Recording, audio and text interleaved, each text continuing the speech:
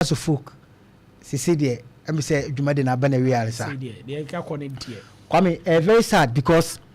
Ope players are no more Ghana has a midfield a do in FIFA once I mean FIFA number 6 for now proper sixer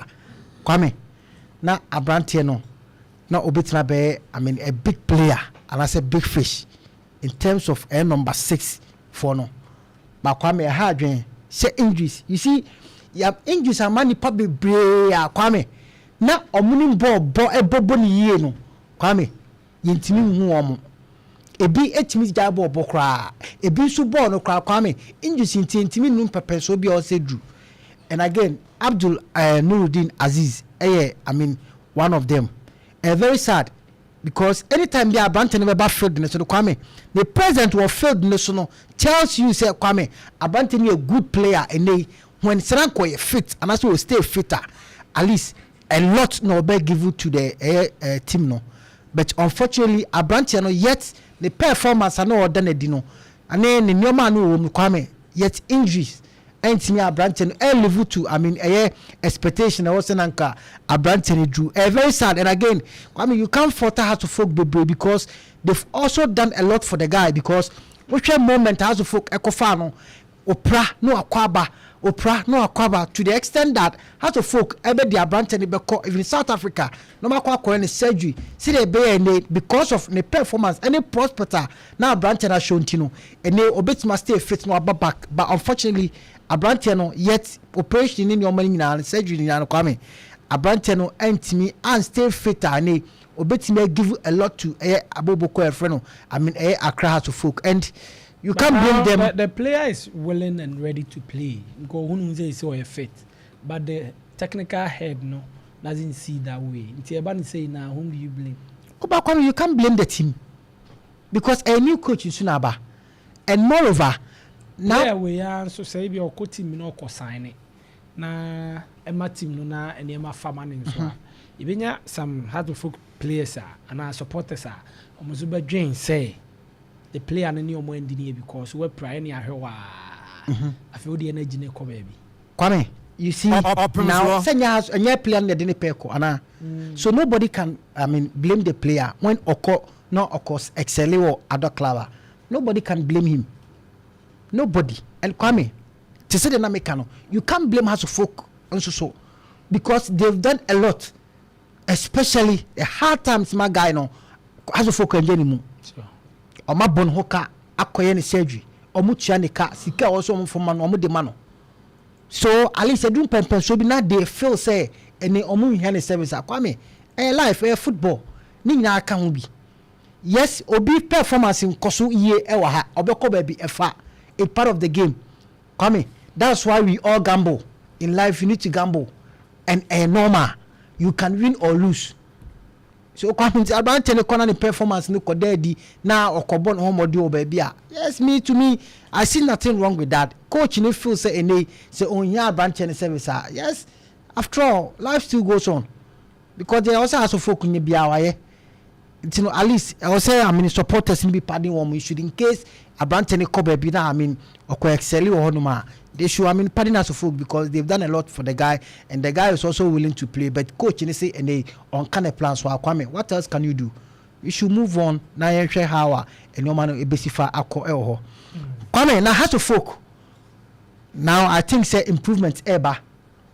especially when new guys emo wa be share club nim now omo bought preseason match including Enra game a course so e ya Accra Sports Stadium. Now we na highlights me any opportunity to have full game but I mean kakra me share highlights no be am hwe Kwame you could see a whole lot of positive in House of Folk club no we hwe ba bia didi asati hihye team nefa ene omu lose to Kumasa Sante Koloko eba how I know see guys no FM training even as a coach ono omo yes have video analysis no wie e kire omo board work no ansa omo ba field no so be particles no right from say omo Kokobo in Kwame now you could see as of folk jeleba kakra now coach no start e hihye adwuma because no game my course no a lot of positive new guys omo bem e make omo debut Kwame omo nya e go now we defenders how I set it up airborne Kevin was you mentioned them and again Kwame I mean I think with time somebody say there House of Folk can do better because Oma started a show glimpses kakra. And again, you be saying your opportunity. I heard Sunday and the air top for a best basono. You be saying your opportunity. I heard how they are going to play. It will give us a fair, idea, and I say fair mind to assess a crowd of folk BM, because now you have some performance after Peja and Kumasa Santikoroko. A clear case study for us of folk. Send you on bet my baby from Konya say indeed or master take air pekebana on bet me I make a point to air this particular season at Ebabekum. So Kwame, I believe it was a good game for us of folk winning a trophy, yes, and official trophy there, but at least Omanya Bibia on bet me Ediake Komo and a test gamer, me did say a coach, a friend Masood, or the Benyan guys ni no players no going forward how obesifa manage a year or more kanafa. Kwame, I still believe that also omo yen intentem players also omo free mu no Kwame omo yen intentem no omo free omo ombeshem no Kwame omo yen intentem no ombeshem. And looking at how to folk this season, I believe so omo start a strategic signings because on the team Kwame omo ebo last season no on 3 and society bebree virtually as a team no yes a beer from but what you say call the team no and most of the players no do now on and all add up so clearly tells you say and a coach no and maintain guys do now no the